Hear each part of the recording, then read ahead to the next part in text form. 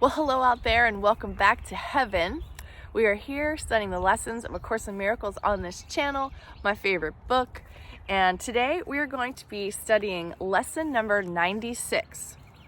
And I like 96 because I graduated from high school in 1996, so I'm class of 96. So this one always kind of makes me have happy, fond memories and is a wonderful teaching from Jesus. So I'm so glad that you're here to join in with me and study this lesson together. I hope it brings you peace, heals your mind, sets you on a path toward your own deep, deep self-love and self-acceptance and self-understanding process. So here we go. Salvation comes from my one self. Although you are one self, you experience yourself as two, as both good and evil, loving and hating, mind and body. This sense of being split into opposites induces feelings of acute and constant conflict and leads to frantic attempts to reconcile the contradictory aspects of this self-perception. You have sought many solutions and none of them has worked. The opposites you see in you will never be compatible, but one exists.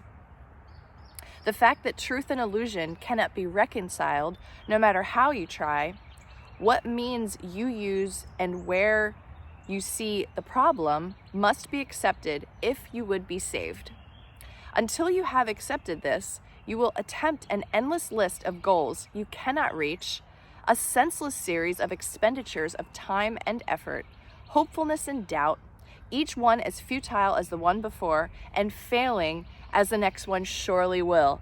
Ugh, that sounds exhausting. I guess that's what we do. Problems that have no meaning cannot be resolved within the framework they are set. Two selves in conflict could not be resolved, and good and evil have no meeting place. The self you made can never be your self, nor can your self be split in two and still be what it is and must forever be. A mind and body cannot both exist.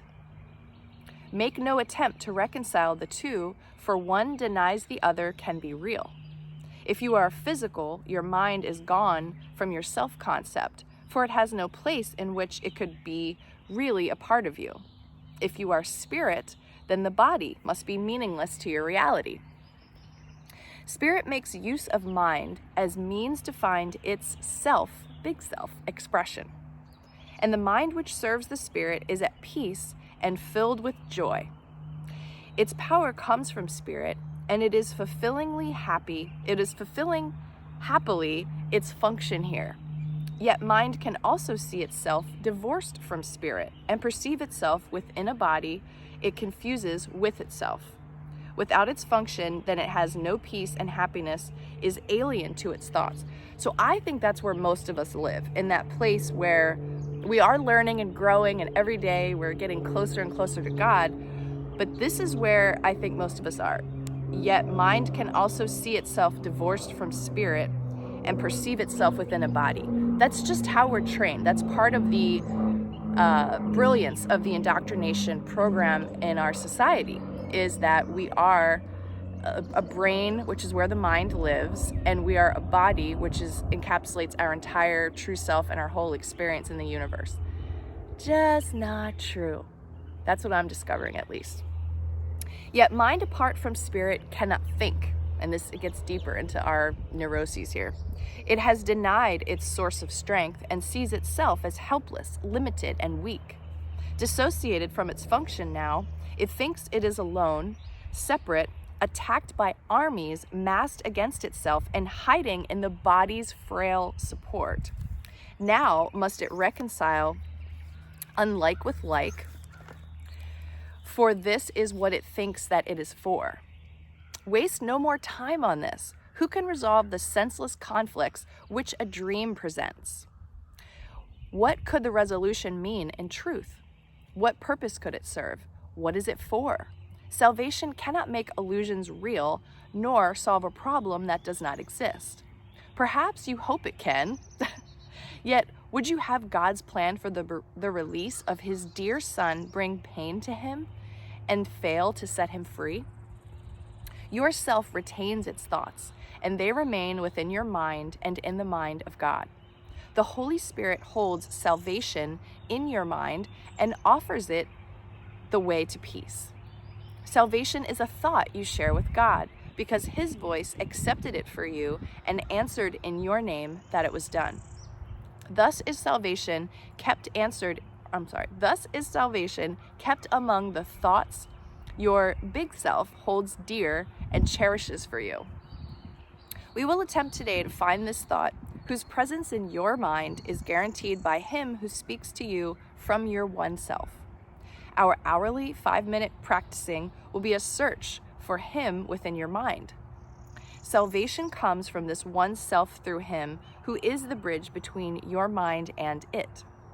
Wait patiently and let Him speak to you about yourself and what your mind can do, restored to it and free to serve its will. Begin with saying this: salvation comes from my one self. Its thoughts are mine to use. Then seek its thoughts and claim them as your own. These are your own real thoughts you have denied, and let your mind go wandering in a world of dreams to find illusions in their place. Here are your thoughts, the only ones you have. Salvation is among them. Find it there. If you succeed, the thoughts that come to you will tell you you are saved and that your mind has found the function that it sought to lose. Yourself will welcome it and give it peace. Restored in strength, it will again flow out from spirit to the spirit in all things created by spirit as itself. Your mind will bless all things. Confusion done, you are restored, for you have found yourself. Yourself knows that you cannot fail today. Perhaps your mind remains uncertain yet a little while. Be not dismayed by this. The joy yourself experiences, it will save for you, and it will be yours in full awareness. Every time you spend 5 minutes of the hour seeking Him who joins your mind and self, you offer Him another treasure to be kept for you. Each time today you tell your frantic mind salvation comes from your one self, you lay another treasure in your growing store. And all of it is given everyone who asks for it and will accept the gift. Think then how much is given unto you to give this day, that it be given you. All right, so definitely read this passage, because every time there was a capital S, I didn't say big self, but there's definitely a difference. The little s self in the Course in Miracles is the ego mind. The big S self in the Course in Miracles is who you truly are, which encapsulates so much. And our true nature is joy, peace, happiness, lightness, blessing other people, waking up to the cosmic joke in everything we experience. Like, for instance, I started recording this video a little while ago, and my friend Terry in New Jersey called me and she's like, we just had an earthquake. I'm like, whoa, like there's stuff going on. The energies are moving, things are happening. The planet is going through her own somatic healing process at the time, I suppose. But even like that information, you could choose. You could go into fear and sort of, racking your brain around like, okay, is this like a planned thing, or what's happening here? Or it could be a curiosity thing, like, oh, the planet is taking care of herself and something's, popping pimples. Maybe that's what earthquakes are. Who knows? Like, I don't know. But it's, it's something that drags your attention for the moment. And then in that moment, you get to decide, how do you respond and react? And how do you become a source of loving energy that's flowing through you to your brothers and sisters who may not be able to handle things and respond to things as even-keeled as you, because you're a student of A Course in Miracles. So take this one today, read the lesson a few times, and do those 5-minute practice periods every hour as much as you can remember. Because again, even if your mind doesn't believe that these things are true, right? Salvation comes from my one self. Yeah, I don't know, Sherry. Even if your mind isn't there yet in really accepting these things, repeating it and saying it is getting you into this new habit of overlaying all all of your fears, your guilt, your anger, your anything that's repressed, these hurts and childhood things that we've all kind of pushed away. It's overlaying all of that on top of it, not to bury it more, but to almost, it's like you're repairing this soil that made you.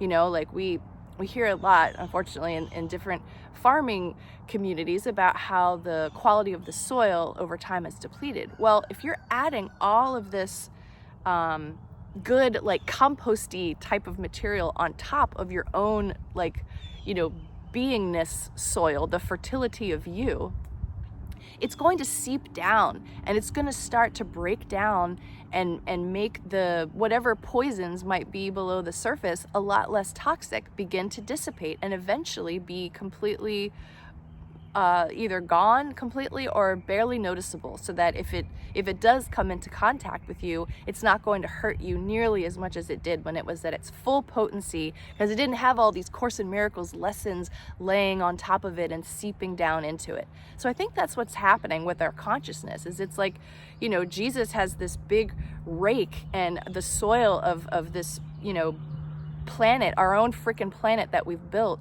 is literally being filled and penetrated with all this unconditionally loving, you know, light-filled energy. These statements, it's not just words, it's powerful. It's like we're casting good spells on our fiber of our being, all the way down into the dirt, you know, that supports us on this like energetic nutrient level. So trust that what you're doing is making a difference in your life, and it's helping any kind of healing you do. It is helping the people around you and the entire world, the universe, everything. Everything rejoices when you are able to become more peaceful, become gentler, step into your wiser self more often. It matters, and you can do it. And I'm supporting you, and I'm glad that we're doing this together. Have a wonderful day today, and I will see you back here again tomorrow.